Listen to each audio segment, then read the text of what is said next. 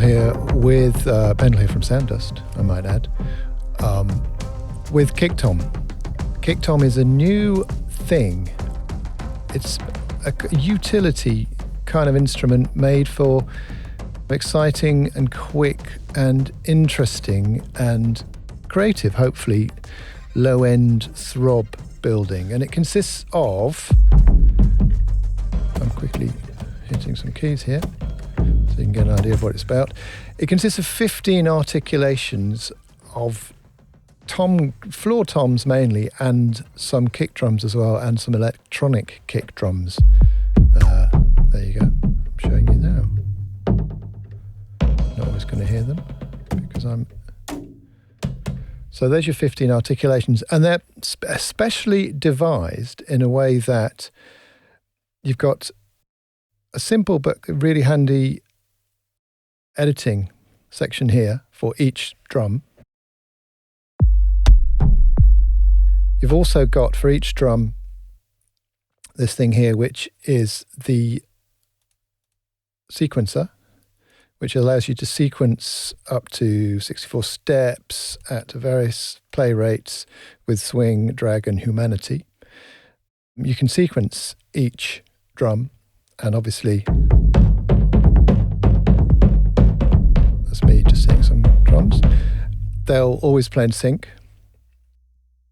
And as you can see here, I'm pointing with my mouse. You've also got, I'm pointing with my finger as well, look there. You've also got 2 octaves. And the top octave is the sequencer octave, and the bottom octave is the plain common or garden version. But it also has the articulator, which is a variety of differently controllable drum articulations.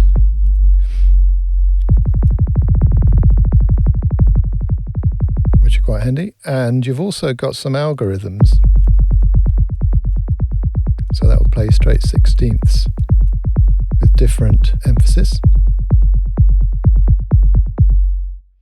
And then you've also got some special algorithms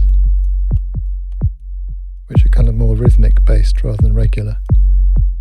So even those, you can play several at once, for instance. See, I didn't mean to be doing this straight away. 2 algorithms together. That's me holding down 2 keys, sign kick, and then you can flick through it there to the other thing I'm holding down, which is actually that one, the hard mallet. And then over here, we've got the mixer page, which you can actually control everything from one page, which is quite handy. It also has a master reverb, which has got a whole host of interesting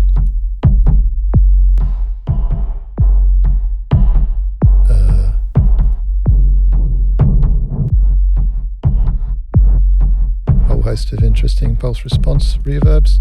You've also got, oh no, I've got to swap hands. You've got a high and low pass,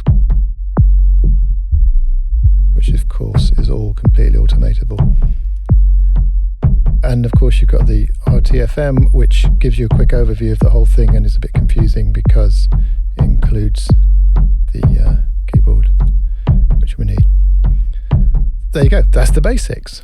Let's stop playing a note. So let's go back to the sequencer section. Let's pick a sound. Okay, so that's the double brush. What's special about this as well, each articulation has up to 128 different velocity levels, which is basically the maximum you can fit into a Kontakt instrument. So it's similar to having round robins, especially if you use humanity, which is here, which shuffles velocity and a few other things. So the point being, you can select your tempo, your time here, let's do 8ths, and then you can draw in these. So obviously, let's go a bit faster, it's a bit boring otherwise.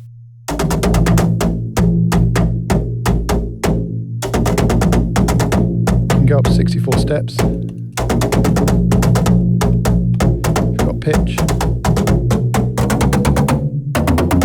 Crazy stuff, and you've got decay.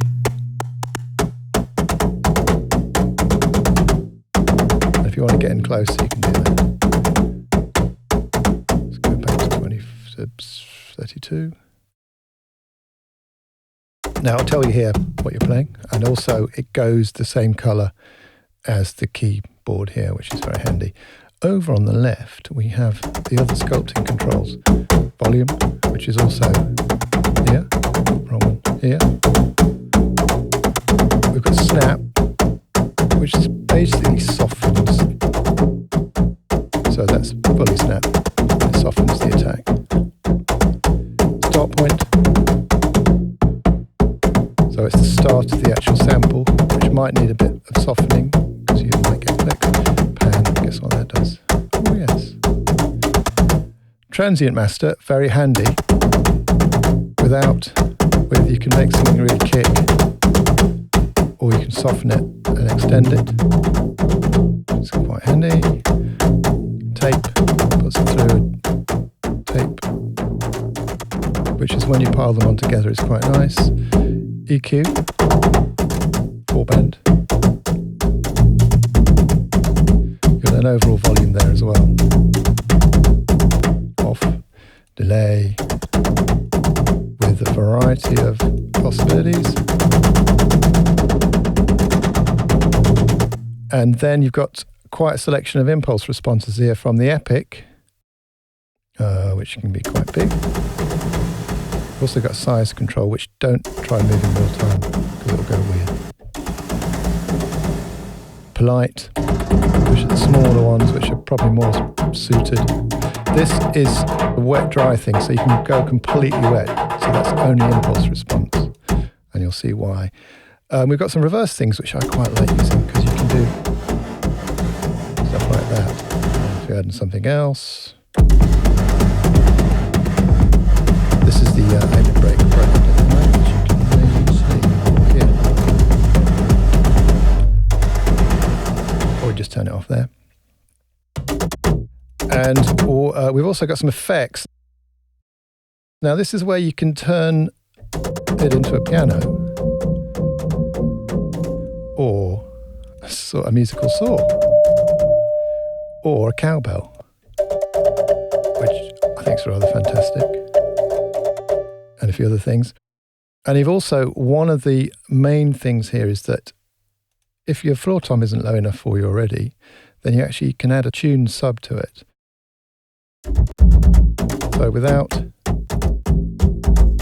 So you can add in some right bottom end there as well. Now, it says beware because it's a little bit, chaotic. So you might find, if you're not careful, certain resonances will kick in and it could go bonkers. You'll be okay. I mean, it's not going to cause any, problems, but just don't go straight away and whap it completely wet, because that could be problematic. And the point is you can play both sides. So you can play, depends how many hands you've got. Okay, so I've got 4 notes playing on the sequencer section, and then you can add in the single notes as well. You can then add in the algorithm on top of that. So you've got a whole quick and slow. So you can just use that. But you can use both. And you can use the algorithms. So it all goes into the cornucopia of making lovely, throbby, low-endy stuff. Now, sound-wise, it kind of goes from low to a little bit less low, because it's all kind of quite low. So you've got a sine kick, which is, technically it's not an 808, but it's one that sounds a lot like an 808, which I've made on an old modular. And velocity-wise, it goes from shorter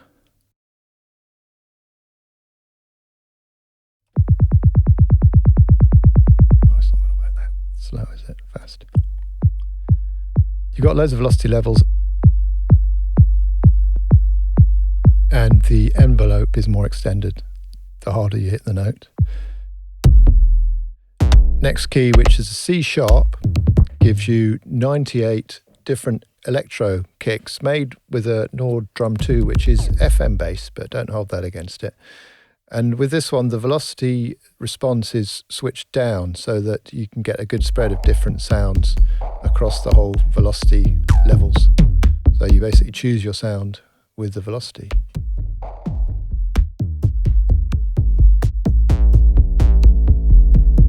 That's just a few of them. Yeah, because you've got instant graph work there without even trying. Ooh. And then you've got the same thing there, sample start. The next sound is a really nice room kick with a hard mallet. This is not using a kick, an actual kick pedal, it's actually using a mallet. And that's me whacking it hundreds of times. Then you've got a softer beater, but actually the other side of the kick drum, which I thought sounded quite nice. Then you've got first the floor toms. This is a big fat flabby floor tom, played with quite a heavy mallet, but played quite gently. Too hard and it sounded a bit rubbish. The obligatory tea towel, quite dull and thuddy.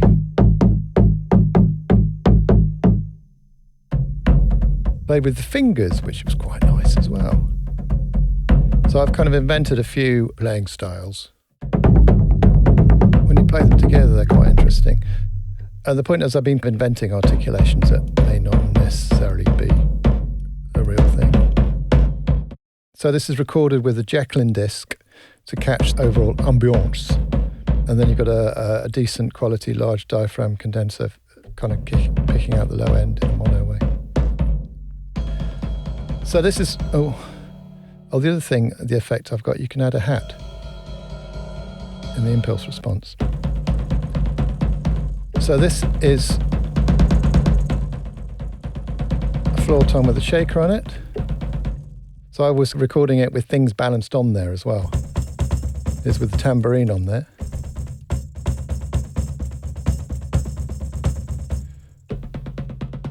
This one is with one of those kids' mics, spring mic,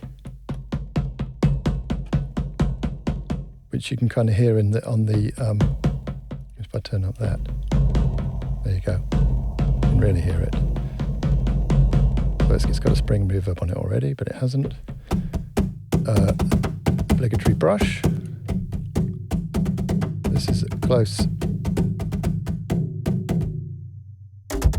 Two wire brushes at the same time, which I just rather nice. Play together, add in some kick, add to the amen break. So it'll always be in sync with your track. Broomstick, which is a kind of wooden drumstick. Well, most drumsticks are wooden, aren't they? It's like a wooden brush. It's like a plastic. No, it's like a wooden. It's like a lot smalled out. I'll show you a picture, for God's sakes. And then a hard brush, which is basically one of those plastic hard brushes, which I'll also show you. Nope, wrong note. So those are your articulations. And I'm just, randomly picking some notes. If you use your mod wheel, that will slightly chaosify start times, which will give you a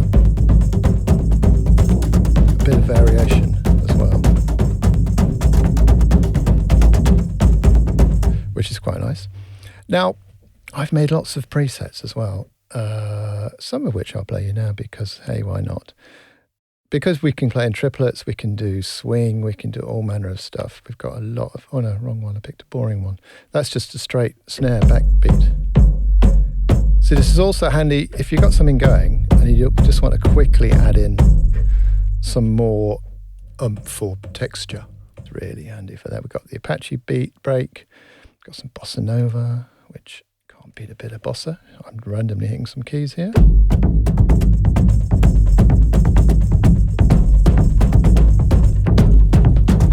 So you can play it live.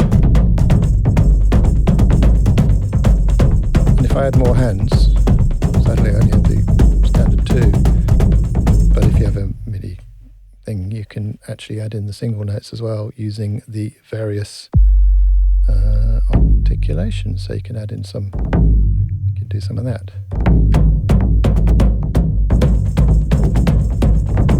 There you go. Very handy. So we've got bosses, we've got some clattery things, drum port. This is my favourite drum beat is the dum-da-dum. By that I mean this. Got a Motowny thing. So if you quickly want to add some dum-de-dums to whatever you're doing, very handy. I'm not going to go through them all. I thought it sounded a bit like Reel Around the Fountain by the Smiths. It's time the town was told. No matter how you know, is that the right song? Anyway, we've got some basic 4 on the floors. We've got Funky Drummer, obviously, in various formats. It's really good as well if you kind of... if you do the 8th version, or even the 8th triplet version, over something that may be entirely different. Oh no, I put the 4 floors on. Try that again. Funky 8th version. So it's like a half-time Funky Drummer. Quite interesting in itself.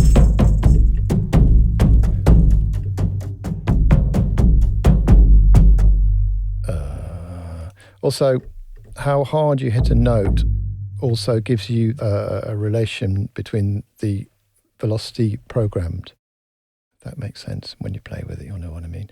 Got some glitter beats. I won't play those. Impeach the President. The other thing, because I've got pianos in here as impulse responses, so you can also do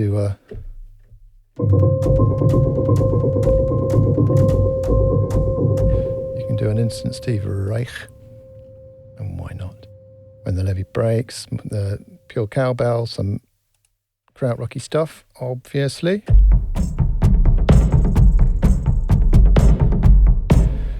So you've got just these lots of great starting points.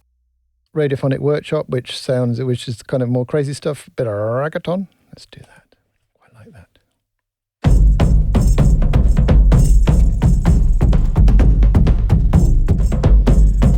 I know I always say it, but I have spent a lot of time just mucking about with this instead of doing important things like making this video. Using the subs, you can make a lot of very straight Suicide the Band, I mean not the thing, beats as well. Tomorrow Never Knows is my version of the some band called the Beatles. Also, yeah. And anyway, there's lots of them. Oh, this one, which is, it's a linear beat, and it's based on Burn the Witch by Radiohead. That's the fast version.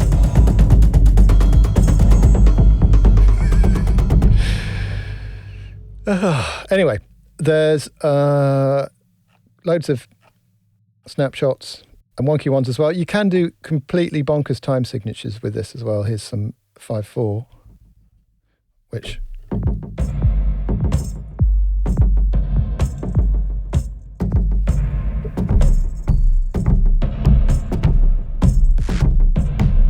So yeah, just set your steps to whatever you want and instant crazy polyrhythmic malarkey, which is one of the joys of it, actually, having fast and slow things or different tempos running against each other, which you can do all of that.